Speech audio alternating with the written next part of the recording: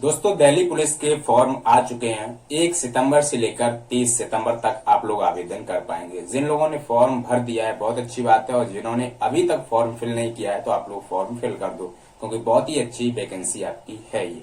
इस बार आप लोग दिल्ली पुलिस में सिलेक्शन कैसे ले सकते हो? कहीं न कहीं पिछली बार आप रह गए हैं किसी कारणवश। अगर मैं ये स्ट्रेटेजी जो आपको बताने वाला हूं, ये स्ट्रेटेजी अगर आप फॉलो कर लेते हो इन बचे हुए दिनों में, क्योंकि आपको पता है कि 14 नवंबर से एग्जाम शुरू हो जाएंगे।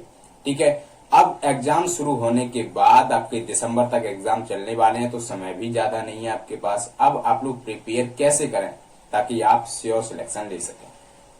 दोस्तों, मैं आपको 5 स्टेप बताने वाला हूं। अगर ये 5 स्टेप आप फॉलो कर लेते हो तो 100% गारंटी लेता हूं मैं, आप इस बार सिलेक्शन ले लेंगे। सबसे पहले आपको इन पांचों स्टेप्स को ध्यान से सुनना है। वीडियो को बिल्कुल भी स्किप मत करना। अगर भी स्टेप आपने मिस कर दिया तो आप कहीं न कहीं सिलेक्शन से फिर से रह जाएंगे।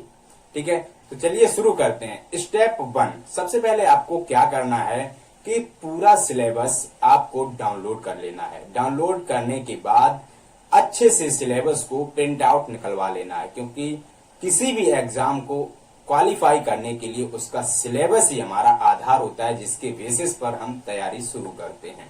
अब सिलेबस अगर आपने अच्छे से तैयार कर लिया तो इसका मतलब यह है कि आप उस एग्जाम के लिए रेडी हो चुके हैं। अगर उसमें जो टॉपिक पूछे जा रहे हैं वो आप लोग तैयार करेंगे। सबसे पहले आपको सिलेबस प्रिंट करने के बाद अच्छे से ध्यान पूर्वक हर एक टॉपिक को, सिलेबस को बहुत अच्छे से रीड आउट करना है। रीड आउट करने के बाद आपको दूसरे स्टेप पर आना है। स्टेप 2, आप क्या करेंगे कि प्रीवियस ईयर क्वेश्चन पेपर को गूगल से भी डाउनलोड कर सकते हैं या फिर कोई बुक आप परचेज कर सकते हैं। जैसे ही आप प्रीवियस ईयर पेपर को देखेंगे और सिलेबस में देखेंगे, टॉपिक वाइज आपको ये छांटना है कि कहां से कितने प्रश्न पूछे जा रहे थे प्रीवियस ईयर में। मान लीजिए एक रीजनिंग आप देख रहे हैं, रीजनिंग में कोडिंग डिकोडिंग देख रहे हैं, तो कोडिंग डिकोडिंग में प्रीवियस ईयर में कितने क्वेश्चन कहां से पूछे गए थे, ये आपको एनालिसिस स्टेप 2 में करना है। बहुत ही अच्छे से एनालिसिस करके आपको नोट डाउन कर लेना है कि इस टॉपिक से इतने प्रश्न पूछे गए थे, और जिस टॉपिक से सबसे ज्यादा प्रश्न पूछे गए थे उसको इतने अच्छे से तैयार करना है ताकि उससे आया हुआ प्रश्न आपसे न छूटे। अगर आप लोग इस पे एक सेपरेट वीडियो चाहते हो तो कमेंट में बता देना। ये टॉपिक में एनालिसिस करके previous year UP police constable की तरह, जैसे मैंने वीडियो आपको दिया था उसी की तरह मैं एनालिसिस करके इसका भी वीडियो आपको प्रोवाइड करा दूंगा। स्टेप 3, आपको क्या करना है, ये एनालिसिस करने के बाद लिखकर आपको बिल्कुल अच्छे से रख लेना है। उसके बाद हर एक टॉपिक को अच्छे से तैयार करना है। जिस टॉपिक से ज्यादा प्रश्न पूछे गए हैं उस टॉपिक को बहुत ही अच्छे से तैयार करना है। ठीक है, सभी टॉपिक यानी पूरा सिलेबस आपको कंठस्थ तरीके से तैयार कर लेना है। इसके बाद आपको नेक्स्ट स्टेप पर बढ़ना है। स्टेप 4, इसमें आपको, जब आप स्टेप 4 पर आएंगे, लगभग आपको पता है समय भी ज्यादा नहीं है। सितंबर निकल गया, आज 15 सितंबर हो चुकी है और सितंबर में भी 15 दिन बचे हुए हैं। उसके बाद आपका अक्टूबर है, अक्टूबर भी आपका 1 महीना है, और ठीक है, और आपकी भाई 14 नवंबर से आपके एग्जाम शुरू हो रहे हैं, तो लगभग 2 महीने का समय है आपके पास। अब आपको इन 2 महीनों में कैसे करना है कि आपको सिलेबस को पूरा 1.5 महीना देना है। ठीक है, 1.5 महीना देना है। अंतिम के 15 दिन में आपको स्टेप 4 पर आना है। स्टेप 4 में आपको ऑनलाइन मॉक टेस्ट देने हैं। ऑनलाइन देने हैं, ध्यान रहे, क्योंकि आपका एग्जाम भी ऑनलाइन मोड पर कंडक्ट कराया जाएगा।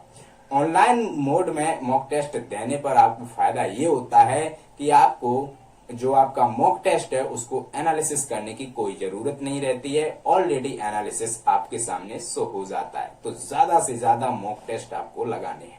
स्टेप 5 में आपको अपने मॉक टेस्ट को बहुत ही बेहतर ढंग से एनालिसिस करना है। अब आप लोग कहेंगे कि अभी आप बता रहे थे कि मॉक टेस्ट खुद से एनालिसिस होकर आएगा, लेकिन आपको भी देखना है कि हमारी कमजोरी कहां पर है, किस टॉपिक का प्रश्न हमसे छूट गया है मॉक टेस्ट में, या फिर हमारा क्वेश्चन गलत गया है। उस क्वेश्चन को सुधारिए। उस टॉपिक पर जैसे परसेंटेज का कोई भी प्रश्न आपसे गलत हुआ है तो परसेंटेज का टॉपिक फिर से आप पढ़िए और फिर से तैयार करिए कि ये प्रश्न हमसे छूटा कैसे, और उस टाइप को अच्छे से रीड आउट करके बहुत ही अच्छे से तब दूसरा मॉक टेस्ट दीजिए। अब कुछ लोगों का कहना है कि भैया हमने पिछली बार तैयारी करी थी दिल्ली पुलिस की, तो हमें इस बार इतनी जरूरत डीपली क्या है। तो मैं आपको बता दूं कि आपका सिलेबस है जिसमें 50 नंबर की जीके जीएस आएगी, भाई आपकी रीजनिंग 25 नंबर की आएगी, मैथमेटिक्स आपके 15 नंबर का आएगा, और कंप्यूटर है वो आपका 10 नंबर का आएगा। इसमें इंग्लिश नहीं पूछा जाता है। दोस्तों मैं आपको बता दूं पिछली बार आपने तैयारी करी थी, अगर 1-2 नंबर से रह गए हैं तो आपको स्टेप 1 स्टेप 2 तो आपको करना ही है, और स्टेप 1 भी करना है। स्टेप 3 आप स्किप कर सकते हो लेकिन रिवाइज जरूर करना है। और स्टेप 4 को आप इन 2 महीने में यानी मॉक टेस्ट 2 महीने कंटिन्यू लगा सकते हो अगर आपने सिलेबस एक बार तैयार कर रखा है। और मॉक टेस्ट को एनालिसिस भी करना है।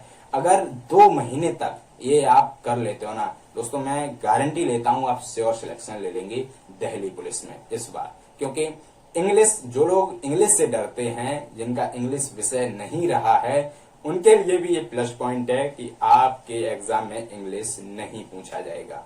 ठीक है, जीके जीएस पर ज्यादा फोकस करिए। मैं इसीलिए कहता हूं कि जीके जीएस पर ज्यादा फोकस करिए, क्योंकि जो प्रीवियस ईयर में जीके जीएस पूछा गया था, history, politics, geography, economy, science, ये सारी वही चीजें रहेंगी, लेकिन आपका जो बदलेगा वो करंट अफेयर बदलेगा, वो आपको देखना है।